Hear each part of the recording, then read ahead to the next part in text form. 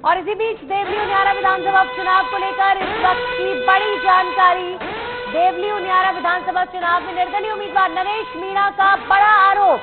निर्दलीय उम्मीदवार जो कांग्रेस से टिकट मांग रहे थे, उनका बड़ा आरोप ईवीएम मशीनों पर दिख रहा उनका हल्का निशान। नरेश मीणा ने कहा है कि साजिश के साथ ये काम किया गया है। नरेश मीणा जो निर्दलीय प्रत्याशी है देवली उनियारा से और त्रिकोणीय मुकाबला उन्होंने इन चुनावों का बना दिया, वो ये कह रहे हैं कि जो मेरा निशान है वो मशीन पर बहुत हल्का नजर आ रहा है और ये साजिश के तहत किया गया है। बहुत गंभीर आरोप उनके द्वारा लगाया जा रहा है, नरेश मीणा द्वारा, और पूरी व्यवस्था पर उन्होंने बड़ा सवाल खड़ा किया है। नरेश मीणा देवली उनियारा से निर्दलीय प्रत्याशी ये कह रहे हैं कि मेरे चुनाव चिन्ह को जानबूझकर हल्का किया गया है। ईवीएम मशीन पर मेरा जो चुनाव चिन्ह है वो लोगों को इजीली नजर नहीं आ रहा है।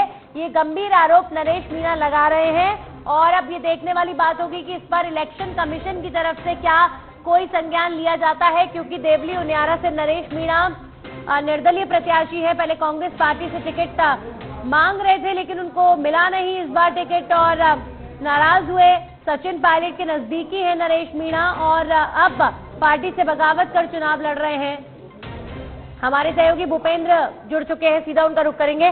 भूपेंद्र, बड़ा गंभीर आरोप निर्दलीय प्रत्याशी नरेश मीणा ने लगाया है कि उनका जो लोगो है वो बहुत हल्का नजर आ रहा है। क्या कहीं से कहीं तक कोई सच्चाई इस आरोप में?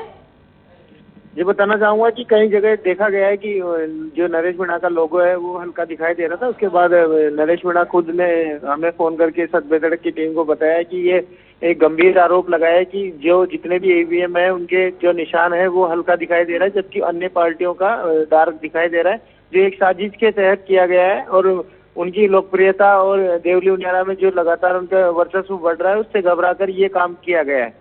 जी नंदनी, बिल्कुल।